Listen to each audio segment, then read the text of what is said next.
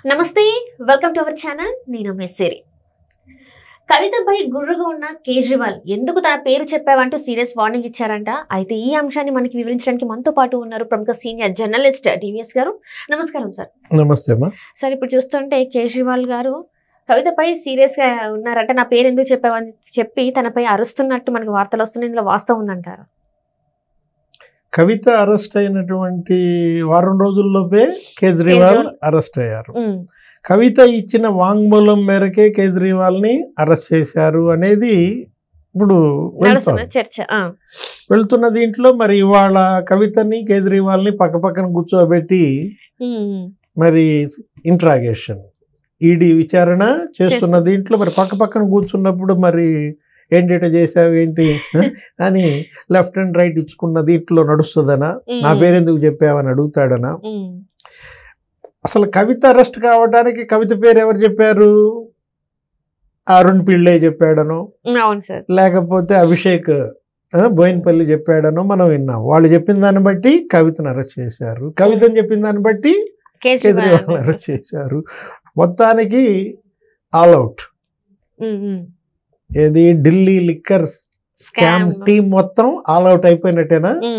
ఎవరెవరైతే ప్రముఖంగా వినిపించిన పేర్లు అందరూ దాదాపు అరెస్ట్ అయినట్టే. ఈయనప్పుడు 17వ వ్యక్తి. మన కవిత నంబర్ ఎంత? 16.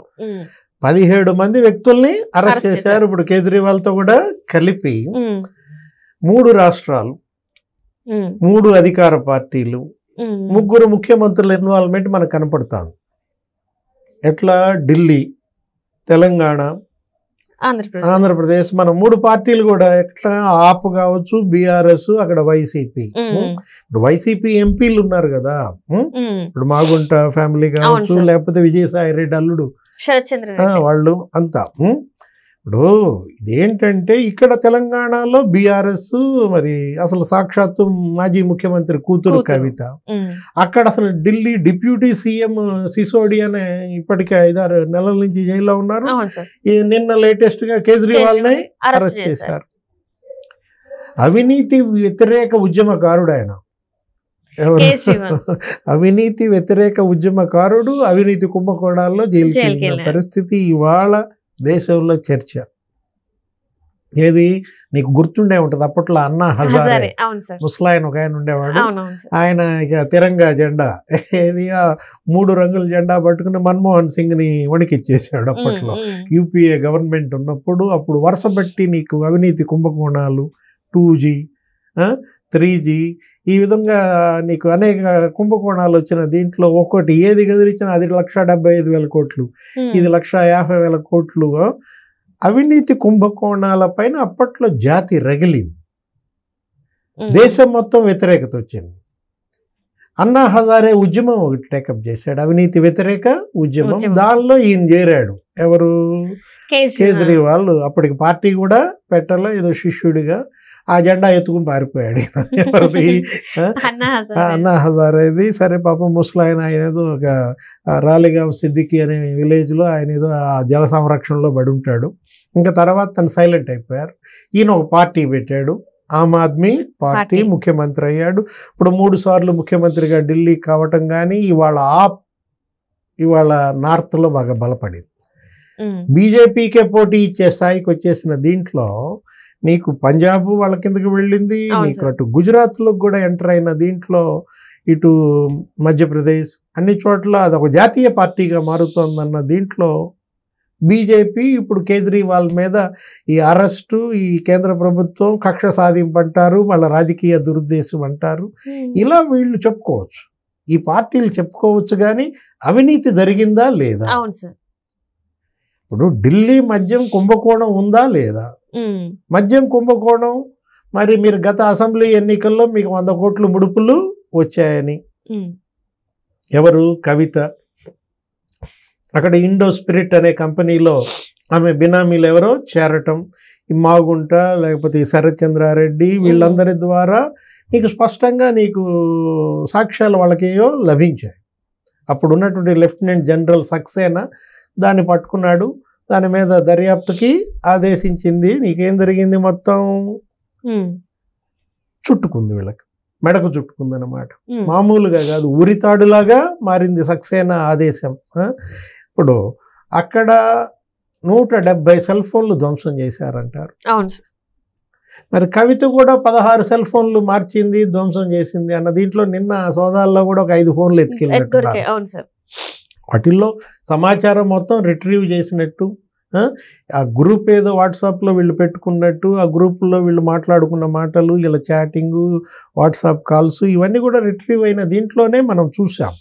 ఇప్పుడు కవిత ఇవాళ అరెస్ట్ అయి 6 రోజులు, ఈడీ 7 రోజులు కస్టడీ ఇచ్చింది. మళ్ళా రేపు మళ్ళా దీనిపైన సుప్రీంకోర్టులో వస్తుంది. వచ్చినప్పుడు మళ్ళీ ఈడీ ఇంకో 1 వారం రోజులు కస్టడీ అడగచ్చు. మరో 1 వారం రోజులు కస్టడీ అడిగితే కోర్టు దానికి యాక్సెప్ట్ చేస్తుందా లేదో చూడాలి.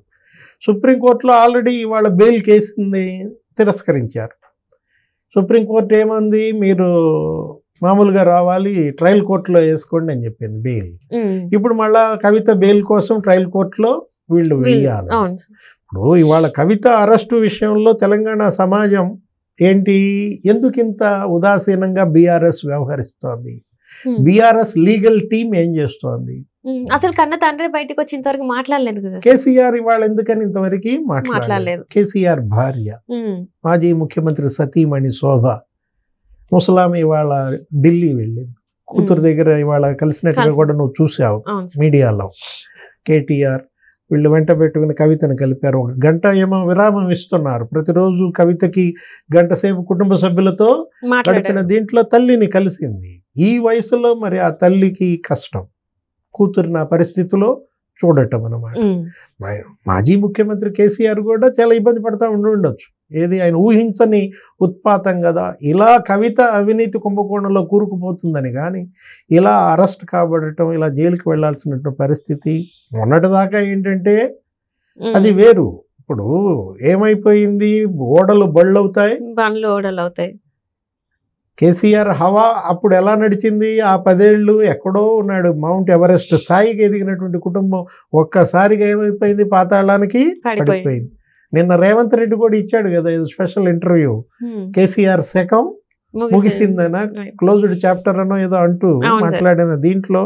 ఇప్పుడు కవిత అరెస్ట్ అయినా బీఆర్ఎస్ శ్రేణులు ఇంతవరకు రోడ్ల మీదకి వచ్చి ఎక్కడ ఏ ధర్నాలు అంటే నిరసన అయితే వ్యక్తం చేయలేదు. ఎందుకంటే ఈ 10 సంవత్సరాలు వాళ్ళ వెన్నంటే ఉన్న ఈ నాయకులు ఈ రోజు మాత్రం ప్రభుత్వం పడిపోయిన వెంటనే అసలు మొహన్ కూడా చూపెట్టడానికి వాళ్ళకి రావట్లేదు. ఎందుకంటారు? చంద్రబాబుతో పోలుస్తున్నారు. చంద్రబాబు అరెస్ట్ అయ్యారు, అది అవినీతి అభియోగాలు. అక్కడ జగన్మోహన్ రెడ్డి ప్రభుత్వం ఏదో పెట్టింది, అది కక్ష సాధింపు. ఆ దీంట్లో చంద్రబాబుకి ఫేవర్గా మద్దతుగా శ్రేణులంతా రోడ్ల మీదకి వచ్చారు. నీకు అక్కడ ఆంధ్రప్రదేశే కాదు, ఇక్కడ తెలంగాణయే కాదు, తెలుగు కూడా ఎక్కడున్నా అందరూ రోడ్ల మీదకున్నారు. కర్ణాటకలో, తమిళనాడులో, 70 దేశాల్లో తెలుగు వాళ్ళంతా రోడ్ల మీదకి వచ్చేసి ఇది అన్యాయం, అంత పెద్ద ఆయన్ని ఆ విధంగా అవినీతి అభియోగాలు, ఆయన ఏదో స్కిల్ డెవలప్మెంట్ ఇస్తే, యువతకు ఏదో నైపుణ్యాభివృద్ధి చేస్తే ఆయన మీద అవినీతి ఆరోపణలు చేసి, కొంతమంది అప్పట్లో తల్లిదండ్రులు కూడా ఏమన్నారు, ఆ డబ్బు ఏదో మా పిల్లలకు కట్టిన ఫీజు మేమే రిటర్న్ ఇస్తాము, పెద్ద ఆయన వదలండి అని అన్నారు. అప్పుడు నువ్వు సోషల్ మీడియా వీటన్నిటిలో కూడా చూసావు. ఏంటి, జనరల్గా ఎవరినన్నా అరెస్ట్ చేస్తే ఆయన చేసిన అవినీతి మీద కథలుగా చెప్తారు. చంద్రబాబుని అరెస్ట్ చేస్తే ఏంటి, ఆయన చేసిన అభివృద్ధిని గురించి కథలుగా చెబుతున్నారు. ఆయన అంత చేశాడు, ఇంజనీరింగ్ కాలేజీలు ఇన్ని పెట్టాడు, ఐటీ కంపెనీలు ఇన్ని తెచ్చాడు, ఉద్యోగాలు ఇన్ని కల్పించాడు. ఇట్లా చంద్రబాబుకి ఇమేజ్ పెరిగింది. అవును సార్, రోడ్ల మీదకి వచ్చేసారు. అప్పుడు కేటీఆర్ ఏమన్నాడో కూడా నువ్వు విన్నావు. ఇక్కడ కాదు అక్కడికి వెళ్ళి చేసుకోండి అని కూడా, ఆ రాష్ట్రం గురించి ఇక్కడేదో నిరసన చేస్తున్నారని కూడా అనడం జరిగింది. ఇక్కడేదో సిబిఎన్ విత్ మెట్రోనా, మెట్రో విత్ సిబిఎన్ అనే ప్రోగ్రామ్స్ పెట్టి హైదరాబాద్ లో వెళ్తే అప్పుడు మరి వీళ్ళు అన్న మాటలు అక్కడ తెలుగుదేశం కార్యకర్తలకు, చంద్రబాబు అభిమానులకు ఎంత ఆవేదన కలిగించుంటాయి. వీళ్ళకి అహం తలకెక్కిందన్న భావన ఎల్లుండదు కదా. దాని ఫలితమే కదా ఓటమి మొన్న అసెంబ్లీ ఎన్నికల్లో. ఇప్పుడు ఏమైంది, దిమ్మ తిరిగింది, మైండ్ బ్లాక్ అయింది. ఇప్పుడు కవిత జైలుకి వెళ్ళేసేసరికి ఇప్పుడు కేటీఆర్ ఢిల్లీలో ఉన్నారు. అన్న 6 రోజులుగా చెల్లి కోసం ఢిల్లీలో ఉన్నాడు. అంటే ఎలా రివర్స్ అయింది చూడొస్తే మనకి. ఇప్పుడు బతుకమ్మ సంస్కృతిని ఈమె పెంచింది. అవును సార్. ఎవరు? కవిత. కవిత లోక్సభలో పనిచేశారు. శాసన మండలికి ఏదో 2 సార్లు ఏమో ఎలక్ట్ అయినట్టున్నారు. శాసన మండలి అంటే పెద్దల సభ. రాజ్యసభ ఎలాగో ఇక్కడ అట్లా పెద్దల సభలో ఉండి ఈ పిన్న బుద్ధులు ఏంటి అనేది ఒక చర్చ. బతుకమ్మ అనేది మన యొక్క సంస్కృతి, తెలంగాణ దీంట్లో బతుకమ్మ అంటే కవితే బతుకమ్మ అన్నారు. తెలంగాణ బతుకమ్మ కవిత అన్నది కాస్త అవినీతి బతుకమ్మ అయిపోయింది. ఇలా కవిత ఆమె అన్పాపులర్ అవ్వటము, ఆమె బురదలో కూరుకుపోవటమే కాకుండా తండ్రినే బురదలో దించిన పరిస్థితి మనకు కనపడుతుంది. ఇటు కూతుర్ని ఎలా బయట వేయాలి, తనకు కుటుంబంపై ఉన్నటువంటి అవినీతి మచ్చను ఎలా చెరిపేసుకోవాలి. ఒకవైపు ఢిల్లీ మద్యం స్కామ్, మరోవైపు రేవంత్ రెడ్డి జ్యుడిషియల్ ఎంక్వైరీస్ చేశాడు కాళేశ్వరం మీద, మిషన్ భగీరథ, మిషన్ కాకతీయ, ధరణి పోర్టల్ కూడా అది మెయిన్ గా వినిపిస్తుంది సార్. ఎందుకంటే చాలా మంది వాళ్ళు కూడా ధరణి గురించి మాట్లాడుతున్నారు. ఇప్పుడు ధరణిలో జరిగిన అవకతవకలు అన్ని కూడా బయటకు వస్తాయి. ఇప్పుడు రేపో మాపో అని కూడా దాని గురించి కూడా మాట్లాడుతున్నారు. సో ఇవన్నీ తను చూసుకునేసరికి ఇంకా అసలు ఇటు అవినీతి కుంభకోణాలు సరే, ఇట్లో ఇక జుట్టు బీక్కుంటున్న పరిస్థితుల్లో అటు వలసలు పెరిగిపోయాయి. ఎటు కాంగ్రెస్ ఇప్పుడు ఇవాళ జిహెచ్ఎంసి మేయర్ గద్వాల విజయలక్ష్మి కాంగ్రెస్ లో మున్షిని కలిశారంట. కేశవరావు గారు అమ్మాయి. అవును సార్. కేశవరావు ఆయన మాజీ కాంగ్రెస్ అధ్యక్షుడు. కేశవరావే వెళ్ళిపోతే, కేశవరావు కూతురే వెళ్ళిపోతే ఇంకెవరుంటారు? ఇలాంటి పరిస్థితుల్లో ఇటు వలసలను ఎలా ఆపుతాడు, అటు అవినీతి కుంభకోణాల్లో ఉన్నటువంటి కూతుర్ని ఎలా బయటకు తెచ్చుకుంటాడు, తన చుట్టూ మళ్ళీ అవినీతి కుంభకోణాలు బిగుసుకోకుండా ఎలా కాపాడుకుంటాడు, వీటన్నిటి నుంచి బీఆర్ఎస్ ఎలా కోలుకుంటుంది, కేసీఆర్ కుటుంబం ఎలా బయటకు వస్తుంది? ఇప్పుడు ఇవాళ ఎంపీలు ఏదో ఢిల్లీలో ప్రెస్ మీట్ పెట్టారు, మన సురేష్ రెడ్డి, నామా నాగేశ్వరరావు. ఏమంటారు? వీళ్ళంతా కూడా రాజకీయ దురుద్దేశం లేకపోతే కక్ష సాధింపు అంటారు. నిజంగా రాజకీయ దురుద్దేశం, నిజంగా కక్ష సాధింపు అయితే ఈ పాటికి రోడ్ల మీదకి రావాలి, గందరగోళం చేయాలా, శ్రేణులంతా రోడ్ల మీదకి రావాలా. ఏం చేస్తోంది బీఆర్ఎస్ లీగల్ టీం? ఫైట్ ఎక్కడ? లీగల్ ఫైట్ ఏమైంది? కవితను కాపాడటం కోసం ఈ న్యాయవాదులంతా ఎందుకని రంగంలో దిగలేదు? అప్పుడు చంద్రబాబు కోసం ఎంతమంది లీగల్ ఫైట్ చేశారు? సిద్ధార్థ లూథ్రా, ముకుల్ రోహత్కి, వీళ్ళందరూ కూడా పెద్ద పెద్ద లాయర్లు. నీకు పోరాటం జరుగుతూ ఉండేది. ఒక వైపేమో కవిత 7 రోజులు 6 రోజులుగా కస్టడీలో ఉంది. ఆమె తల్లే ఇవాళ ఆమెను పలకరీయటానికి ఢిల్లీ వెళ్ళింది. ఇలాంటి పరిస్థితుల్లో మరి కవిత కడిగిన ముత్యంలా బయటకు వస్తుందా? చూద్దాం. చూడాలి.